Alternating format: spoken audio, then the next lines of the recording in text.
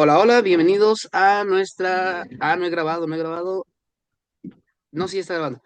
Hola, hola, bienvenidos a nuestra sesión número 2, parte 2 de nuestra asignatura de diversidad e inclusión educativa. En la primera parte de esta, bueno, del grupo 307. Recuerden que pueden estar aquí si pertenecen al grupo 307, 308 o 309. La única regla nada más es que si son del grupo 308, 309 y ahorita tienen otra materia, le den prioridad a la otra materia. Si no, sin problema pueden estar aquí o meterse todas las veces que quieran a las sesiones. Gracias, 607. Sí, 607. Sí, sí, sí, perdón, perdón. 607, 607. Si no vienen en tercero, ¿no? Bueno, ¿qué vamos a revisar en esta ocasión? Ahorita para esta segunda parte vamos a revisar lo correspondiente a los materiales de la unidad número 2. Ya vimos en qué consisten las actividades y ahorita vamos a revisar los elementos de la unidad número 2. Al término, vamos a revisar una herramienta llamada Sotero. Sotero se escribe así y es una herramienta que les va a servir mucho si la saben utilizar bien. Y no es obligatoria, no es para nada obligatoria Sotero, pero les puede ayudar a comprender muchas cosas. Entonces voy a empezar compartiendo pantalla para revisar la unidad número 2. Ahí va.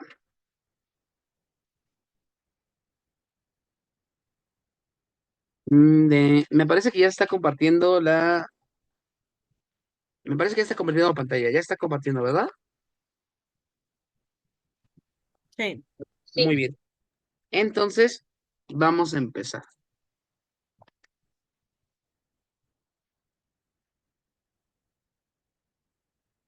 La clase pasada estábamos revisando como algunos temas sobre inclusión y diversidad y estábamos viendo cómo también hay parámetros legales que lo pueden señalar.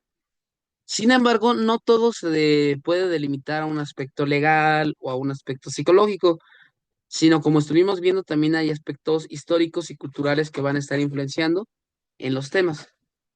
Para darle un abordaje más global, vamos a revisar cómo ha ocurrido el tratamiento y la atención a la diversidad en la educación a lo largo de la historia. Aquí es muy importante que tengan en cuenta algo.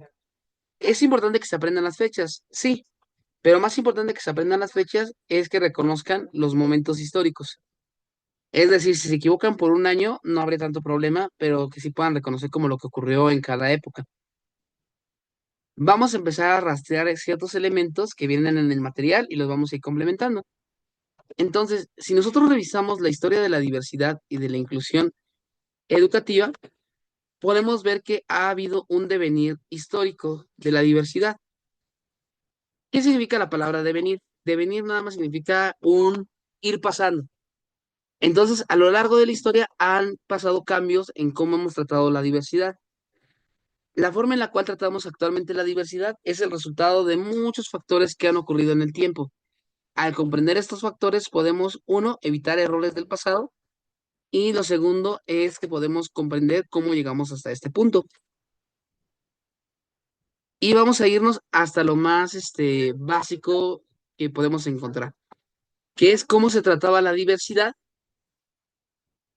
en las épocas primigenias del ser humano, o sea, cuando estábamos todavía en la época de las cavernas, cuando apenas estábamos en las primeras tribus nómadas y demás, ocurría el problema de la diversidad como un problema de supervivencia. Es decir, cuando una persona tenía cualidades diversas que no favorecían al cuidado o al desarrollo de la tribu, esa cualidad de supervivencia negativa se veía como algo malo y entonces empezaba a excluir a la persona porque se consideraba que ponía en riesgo a toda la, voy a llamarlo así, a toda la manada. De hecho, todavía tenemos un pequeño rezago sobre esto en la actualidad. No sé si alguna vez han tirado un vaso o han tirado unas hojas de papel o han roto algo e inmediatamente dicen, no fui yo. A algunos nos ha pasado, ¿no? Que tiramos o rompemos algo y inmediatamente decimos, yo no fui, como el Bart Simpson. Eso pasa porque dentro de nuestro historial tenemos que si éramos torpes o rompíamos cosas o hacíamos ruido, podíamos ser vistos como personas no aptas para la tribu. Y entonces paulatinamente se iban excluyendo a los grupos. Ya si hablamos de elementos muy, muy puntuales, podemos hablar sobre el asesinato y abandono por la diferencia. Hay rasgos de que en Grecia, en la India, en Esparta y en otras culturas se tiraba a los niños por acantilados o se les privaba de alimentos o directamente se les dejaba a su suerte porque representaban un riesgo para la comunidad. Entonces, si la tribu veía que el niño no iba a tener las cualidades necesarias para ser apto, se le abandonaba. O inclusive las personas de la tercera edad en la época de las tribus nómadas, cuando consideraban que ya no tenían las fuerzas suficientes para seguir peleando, ellos mismos se aislaban de la tribu para morir en privado. De ahí que podemos tener una primera imagen de la diversidad un poco negativa, porque podemos ver cómo en un primer momento la diversidad era una cuestión de supervivencia y se aislaba a las personas. Al menos esa es como la versión más oficial que tenemos y con los rastros que tenemos en la plataforma. Sin embargo, si hacemos una revisión de ciertos materiales y de ciertas evidencias, nos podemos encontrar con lo siguiente, es cadáver de las cavernas, perdón, cavernas sin dentadura. Vamos, vamos. Bueno, tenemos a este de aquí, que es que se empezaron a descubrir algunos cuerpos de personas de las cavernas que no tenían dentadura y que, aunque no tenían dentadura, habían vivido mucho más tiempo después de la pérdida de la dentadura. Pensemos esto, normalmente cuando las personas pierden la dentadura y no pueden, alimentarse en estas épocas, moría porque no podía comer. ¿Qué creen que implicaba que se hayan encontrado cadáveres de personas ya mayores que siguieran vivas sin dentadura? ¿A alguien se le puede ocurrir qué podría significar? Encontraron la manera de cómo poder alimentarse. Efectivamente, que encontraron la manera de poderse alimentar y rastreando se dio cuenta que miembros de la tribu les molían la comida o que miembros de la tribu machacaban la comida o inclusive la masticaban para dárselas. Entonces, si bien es cierto que las culturas primitivas sí tendían a aislar y a quitar a las personas que eran diversas, también hay pruebas de que sí había cierto grado de inclusión. De hecho, uno de los grados de cultura más básicos que existen es persona de las cavernas con pierna rota curada. Ok, es este de aquí. Bueno, este es el hueso en sí. Este es el hueso que importa, que es el cuidado como el primer signo de civilización. ¿Qué ocurrió? Que se encontró en una caverna un hueso, bueno, una caverna, en realidad es un mito, no viven en cavernas, ¿sí? Se encontró en una comunidad primitiva un hueso que había sido soldado y había sido solidificado por el cuidado, lo cual implicó que la tribu decidió cuidar a alguien herido hasta que se curara. Eso es algo muy raro, pero existía. Entonces, tenemos un discurso que el hegemónico que nos dice que las culturas primitivas se deshacían y mataban prácticamente a los que eran diferentes, pero también hay ciertas evidencias de que sí les daban cuidado, nada más que era en menor grado. Y es algo que vamos a ir viendo, cómo la inclusión y la diversidad y la aceptación fue llevándose a cabo de forma paulatina. Entonces, aunque aquí sí había destrucción y eliminación de los diversos, todavía seguía pasando. Y de hecho, las personas que eran diversas tenían una doble connotación. Se consideraba que lo que era diferente tenía una cercanía con la señal divina. O sea, como eran raros o como eran vistos de una forma diferente, se consideraba que podían tener un vínculo con la divinidad.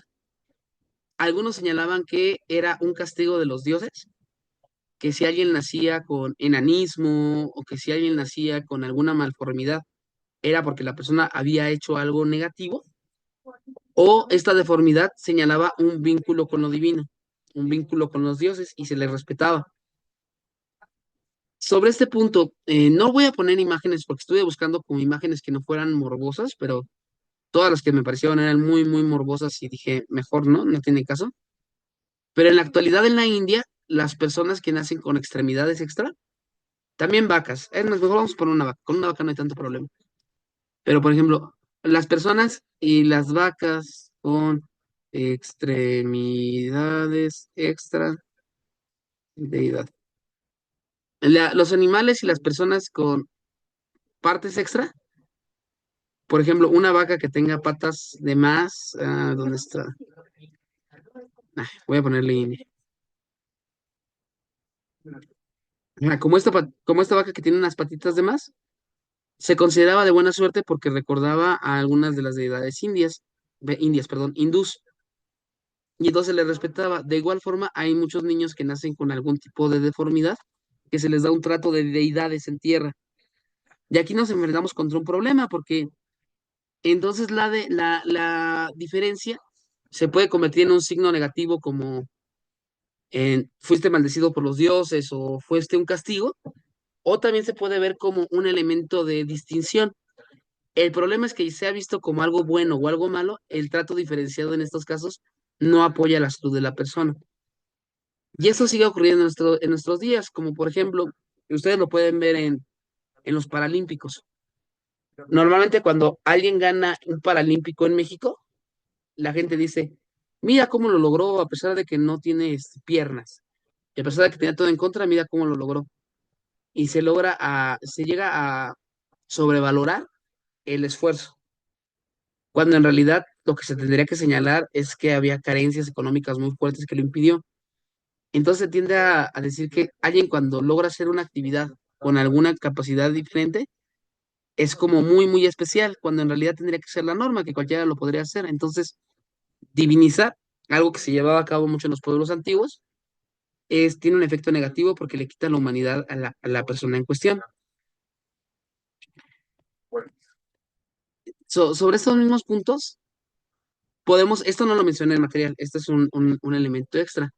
Al mismo tiempo que había esta segregación por diferencias biológicas o neurológicas, también teníamos otro tipo de discriminación, como la teoría de los humores de Aristóteles. Esto lo vieron, creo yo que lo vieron en epistemología cuando iban en primer semestre, pero no lo recuerdo. ¿Alguno de ustedes vio la teoría de los humores de Aristóteles y de este Hipócrates? O no lo recuerdan, o no lo vieron. Yo no lo El recuerdo, No lo pero vimos. sanguíneo, consanguíneo y esos, ¿no? Esos meros, sí.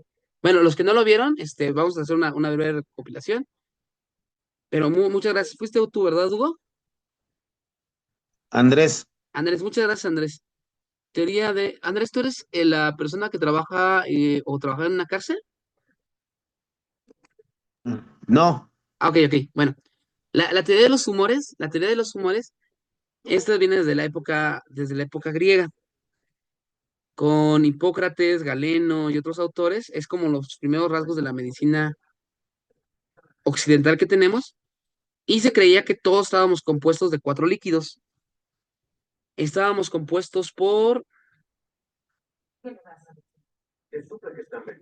la bilis negra, que eran los caracteres inquietos, inestables; la bilis amarilla, que eran los perseverantes, los decididos; la flema, que eran los reflexivos, los perezosos; y la sangre, la cual tenía un carácter alegre, apasionado, enérgico, optimista y demás. Y que de la mezcla de estos cuatro humores surgía la personalidad de cada uno. Y era como la primera forma de hacer la medicina. De hecho, por eso hacían las sangrías y estas cosas los demás. Pero en esta teoría de los humores se consideraba, déjame un segundo, se consideraba que la mujer, se consideraba que la mujer por naturaleza tenía un humor sanguíneo.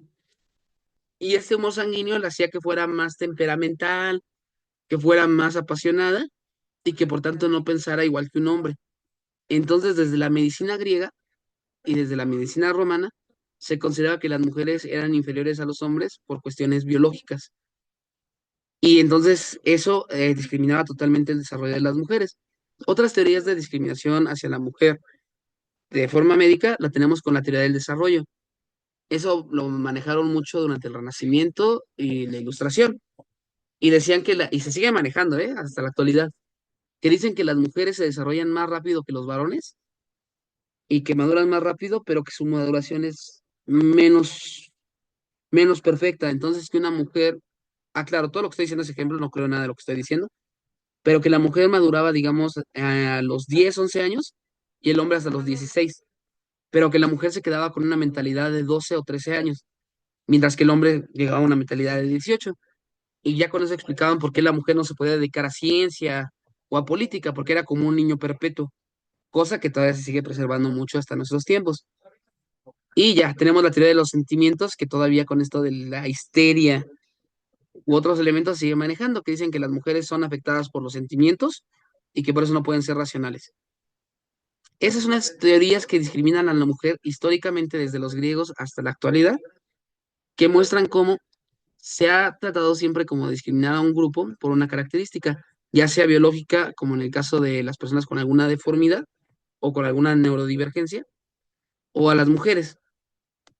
En el caso ya de la Edad Media, o sea, ya pasamos la época de las cavernas de Grecia y de Roma, y en la Edad Media, que es cuando pasa lo de las naves de los locos que habíamos visto en la sesión pasada, también va a ocurrir la discriminación hacia los grupos.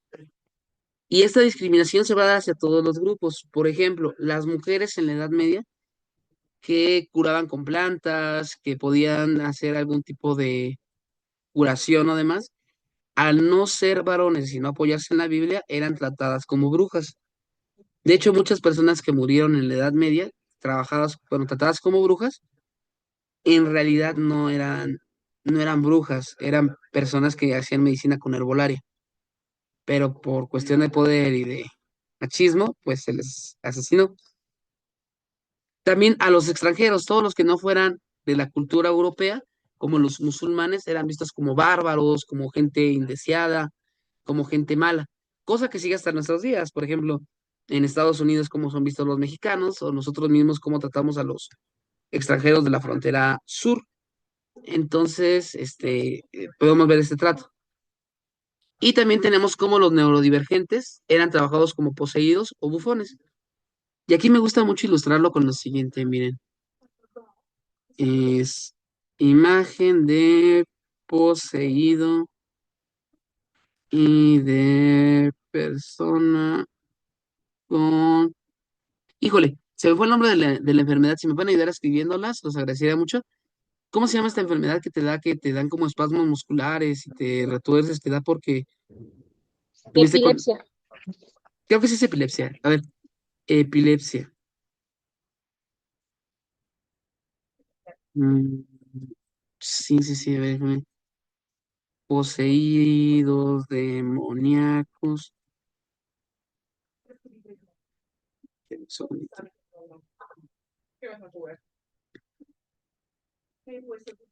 Hay otra enfermedad, aparte de la epilepsia, que tienes espasmos musculares. A ver, déjame ver, esa es enfermedad por metal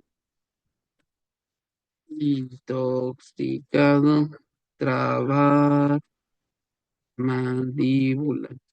Se me fue ahorita atrás el nombre. Es denme un segundito porque es tétanos, sí, a ver, tétanos y personas poseídas. Perfecto, sí, aquí está. Miren,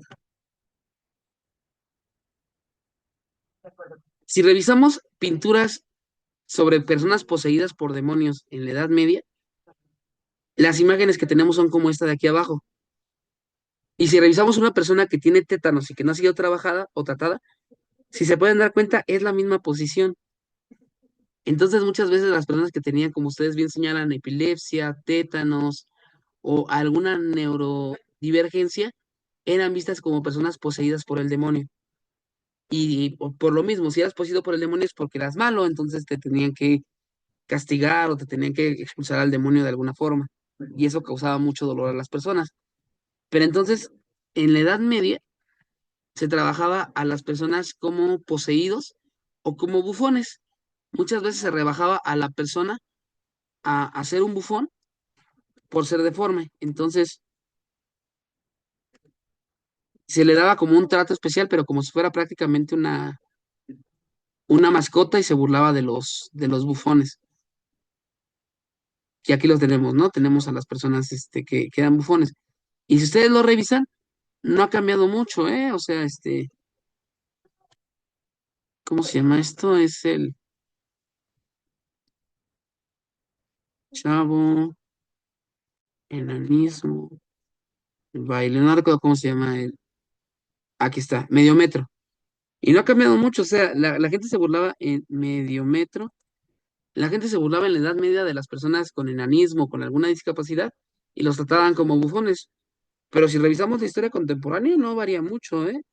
De hecho, para los que ya son más grandes, como unos 30, 40 años, Eugenio Derbez hacía lo mismo con este Sam y Miguel Luis, que eran personas con una discapacidad intelectual y los utilizaban para burla. Entonces muchas veces se trataba al diferente como una burla, cosa que en algunos lugares de la educación sigue trabajándose. Se trabaja y así eran inteligentes, decían que hacían pactos, efectivamente, y si eran personas muy inteligentes, hacían pactos con el demonio, también las mujeres. Entonces era un problema en la Edad Media. ¿Cuándo es cuando empezamos a salir un poquito de estas cuestiones de discriminación? Cuando empezamos a utilizar la razón nuevamente, que bueno, en la Edad Media ya había surgido la universidad y todo esto, pero cuando la razón vuelve a adquirir un papel predominante, cuando empieza la caída de la Edad Media y causas de. Ah, ok. Cuando empieza a caer la Edad Media y empieza el Renacimiento, empiezan a ocurrir las casas de auspicio. ¿Qué eran estas casas de auspicio? Ahora en vez de mandar a los locos en una nave, aclaro, locos porque así la llamaban, la nave de los locos, en una nave para deshacerse de ellos, ahora se generaban clínicas de auspicio para que los pudieran cuidar. En estas clínicas se les trataba de enseñarles otras formas de supervivencia que no solamente fueran las limosnas, aunque sí se les mandaba todavía a pedir limosnas, se les pedía dinero para que pudieran estar ahí. Esto también permitió que hubiera grandes avances médicos para superar la discapacidad. Ejemplo, empezaron las primeras prótesis, los primeros tratamientos para poder trabajar con algunos problemas neurológicos, aunque muy, muy, muy escasos. Y en algunos casos excepcionales de derechos perdón, y en algunos casos a las personas diferentes se les daba derechos. Eso es un fenómeno que ha pasado a lo largo de la historia.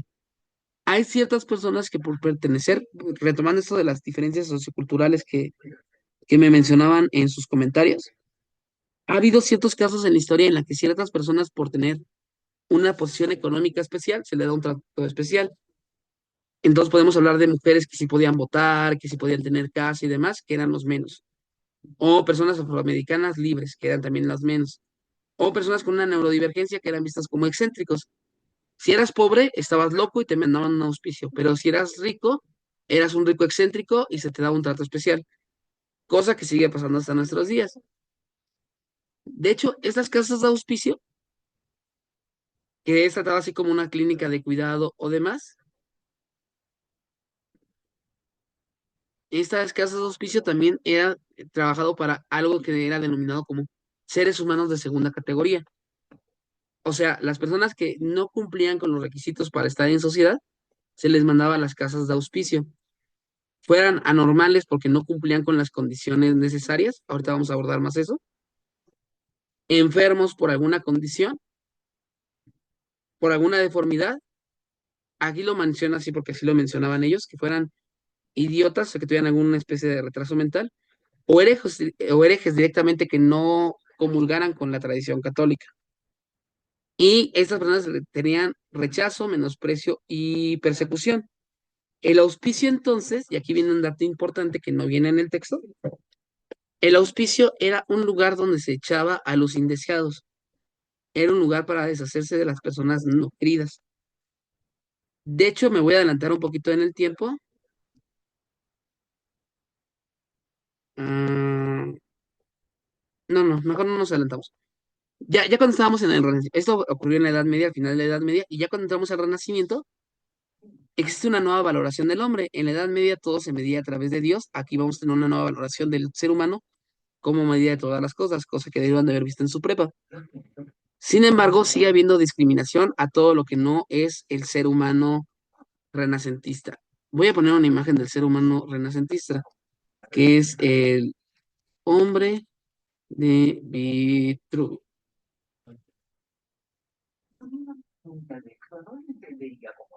Esta imagen que representa el ideal del ser humano para este Leonardo da Vinci, también es una forma de exclusión.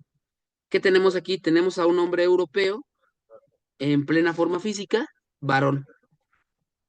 Entonces, en el Renacimiento, cualquiera que no fuera esto iba a sufrir discriminación. Una persona indígena, una persona africana, una persona musulmana, era visto como una persona incompleta. Una mujer, al no ser varón, iba a ser una persona incompleta. Y una persona discapacitada, lo mismo, porque se salían del canon de la perfección del ser humano. Todas las personas que tenían esta falta de elementos positivos para su valoración, en la ilustración se van a seguir excluyendo y se van a excluir en algo llamado centros e instituciones especializadas en el cuidado de personas especiales. Eran como las casas de auspicio, pero aquí sí tenían un carácter médico. El carácter médico que tenían aquí era para poderlos reintegrar a la sociedad y poderlos volver seres humanos útiles. Esto se podía hacer por medio de enseñarles un oficio, por medio de enseñarles algunas técnicas para supervivencia y de la integración social. Aunque eso era la teoría, en la práctica estas casas o instituciones especializadas en el cuidado de la persona, en la realidad eran centros de aislamiento como herramienta. Y aquí les pongo un caso como es el caso de la Castañeda. Ahorita vamos a abordarlo. Y lo que se trataba era tratar de integrarlos por medio de oficios o capacitaciones para la sociedad, pero si no se podía, se iban a terminar encerrando en la Castañeda, bueno, en lugares como la Castañeda. La Castañeda es mexicano, esto también está ocurriendo en México, de hecho ahorita vamos a ver cómo ocurrió esto ya concretamente en México, por acá está el caso de México, pero ¿alguno ha escuchado hablar de la Castañeda?